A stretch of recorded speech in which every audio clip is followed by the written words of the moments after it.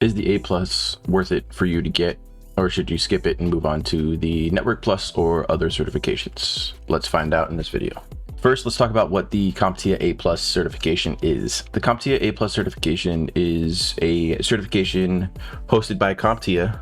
CompTIA is a widely recognized vendor neutral certification. Let's talk about the CompTIA A plus. The CompTIA A plus is a certification hosted by CompTIA. They are a vendor neutral certification platform, and what they do is they have different IT specific certifications that you can take, and it is widely recognized in a lot of different companies, and it's recognized by basically everybody in the IT industry.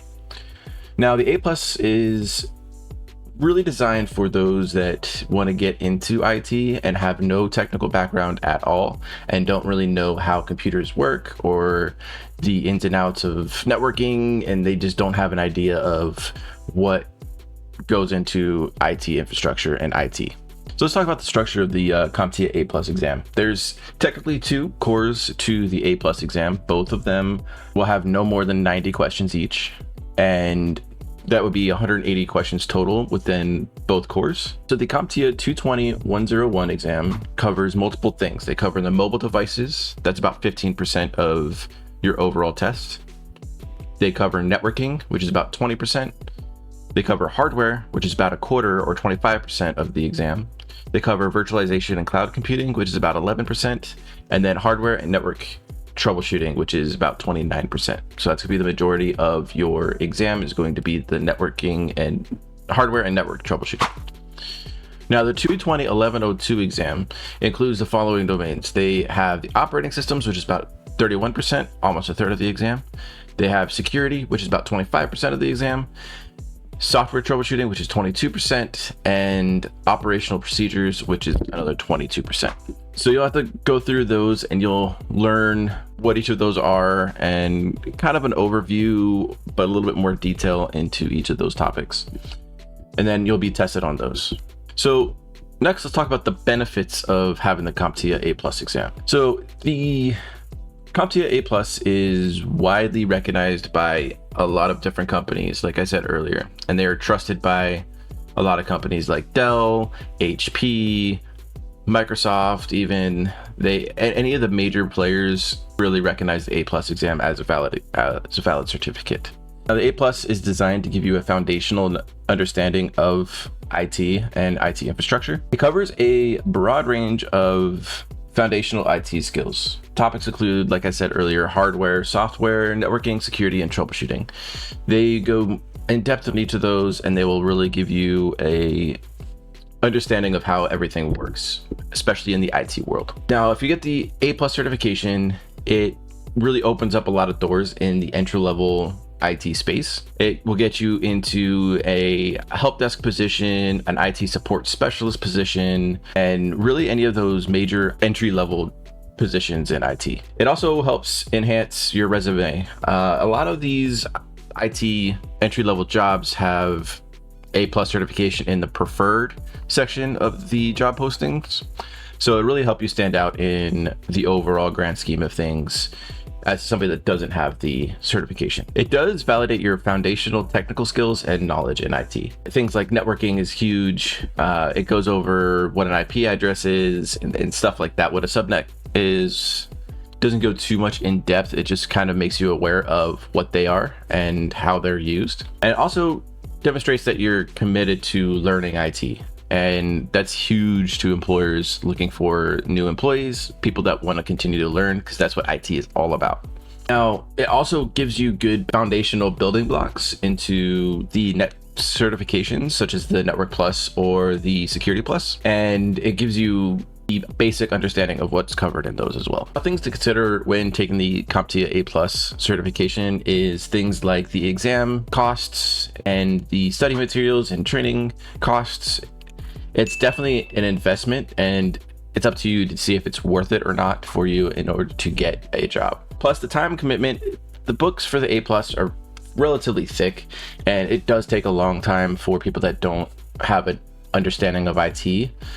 it does take a longer time to actually learn everything in the A+ exam. Once you get it though, it kind of sticks with you.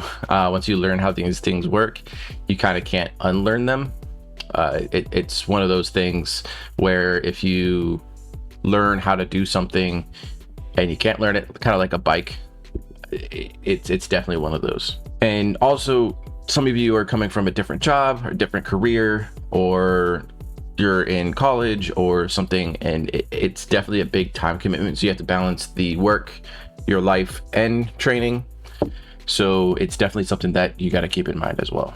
Also, the job market and demand. Researching demand for A+ certifications in your area. Some areas don't really need it. Some areas are more heavy on it. Like if you're in more of a Silicon Valley area, they're going to want those credentials.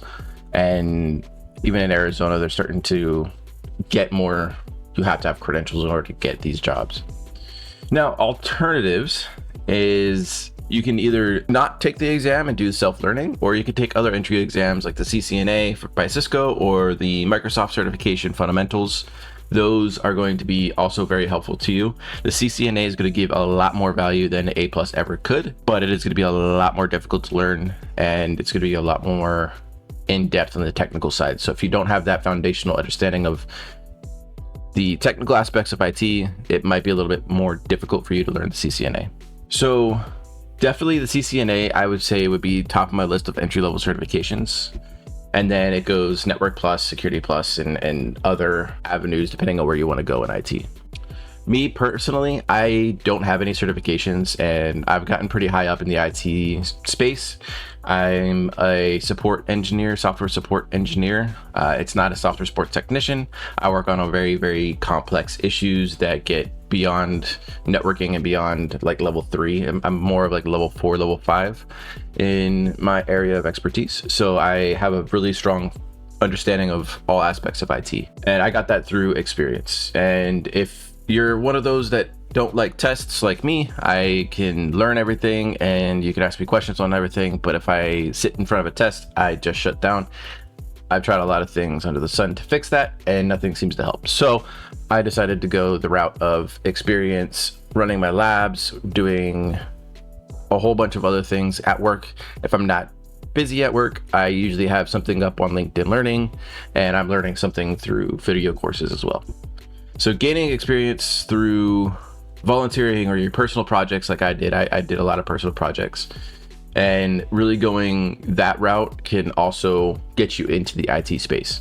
And especially if you're like how I was when I was growing up, I was really into working with technology, working with computers, and I was fortunate that my dad was an engineer and he really showed me at a young age how things work.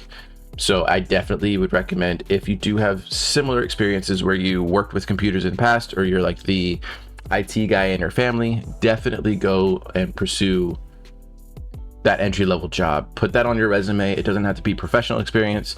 Just put that you are a hobbyist at working with computers and you help your family with computers, and then customer service experience that you have. If you work at a store, retail, or food industry, write down the customer experience that you have, like the customer service experience. That's going to come in a lot better on a resume than just having an A+ certification, because a lot of the help desk positions are going to be on call. A lot of it is going to be on phones, and you have to have good customer service skills in order to succeed in that role. I've known many people that switched from completely unrelated careers to tech, and they came over to IT using the A+ certification. It is definitely a great certification for you to get if you are a test taker and you really learn well and you test well. I would highly recommend getting the A+ certification if you want to break into IT. Typically though, to get your A+ certification, you're looking at anywhere between 2 weeks to 6 months or even a year in order for you to get it.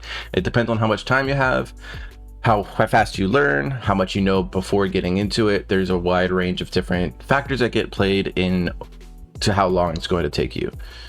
So like I said, the books are pretty thick, and there's a lot to cover in them, and it is basically covering the basics of everything in IT. So it is definitely worth going through and learning that material. Even if you don't plan on taking the exam, it's a great place to start to understand the basics of IT.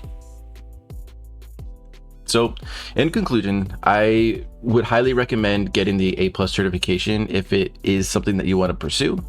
It is definitely worth your investment in it.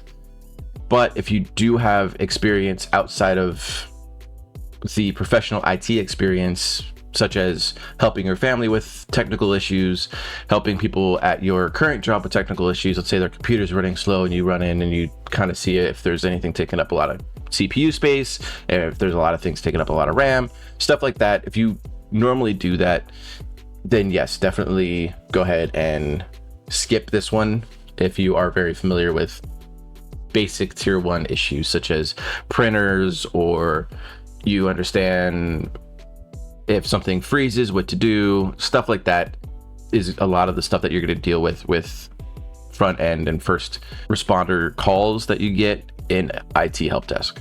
Now, you can skip certifications if you want to. It's going to be a lot more difficult than having that piece of paper saying that you know how to do it.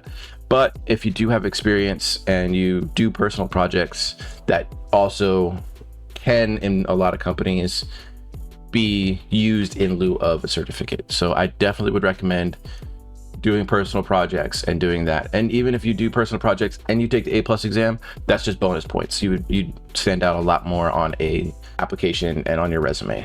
So I would recommend, if you are going to study, look at CBT Nuggets. They have good courses on there. I know LinkedIn Learning, a lot of libraries. This is a hot tip for you. And also IT professionals that have been in IT for a while. A lot of local libraries will offer LinkedIn Learning for free, which is huge. I use it through my library. So check with your library, see if they do offer LinkedIn Learning for free, and go that route. It definitely helps a lot. There's a lot of really great courses on there.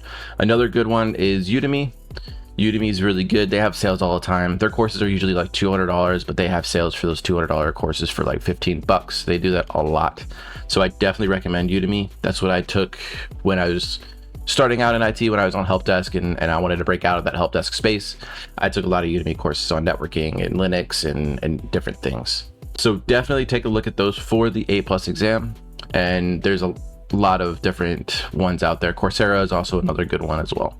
As for the book, I would highly recommend the CompTIA A+ certification all-in-one exam guide by Travis A. Everett and Mike Myers. Mike Myers is really good as well. But it's 3 people that wrote this book: Travis A. Everett, Andrew Holtz, and Mike Myers. They are really good at writing the textbooks for these exams. Mike Myers writes a lot of these certification textbooks, so he's very, very good one to look into for your handheld study material. They also have Kindle versions. I would recommend getting both if you can. It definitely does help with studying. That way you can take it wherever you are. If you're waiting in a waiting room or you're waiting in the DMV or something, you could just read that as you're waiting. Now, if we're going to focus more on the actual getting a job portion of getting a job in IT, networking is huge. If you know that person that's in IT, reach out to them. They will definitely help you out, I hope. If they're good friends of yours, they should help you out. So they'll point you in the right direction, and if they're hiring, they might put in a good word for you, and you can get a job that way as well. So I definitely would recommend reaching out to your friends if they are in IT, or even reaching out to some IT professionals in groups that you're in. Join a lot of Facebook groups. I know I'm part of many Facebook groups that are IT related. Some more specific, like cybersecurity groups, some are networking groups, some are actual IT support groups, and I help out in there a lot as well. So definitely look into communities. I also have a Discord. I will drop the link to the Discord in the bottom. It is the Mansudo Discord. We will be having a lot of people in there that are in the tech field, hopefully helping everybody out in the future. So check that out. And if you haven't already, hit that like button, subscribe, drop a comment, hit that bell so you get notified for my next videos, and have a good rest of your day. Peace.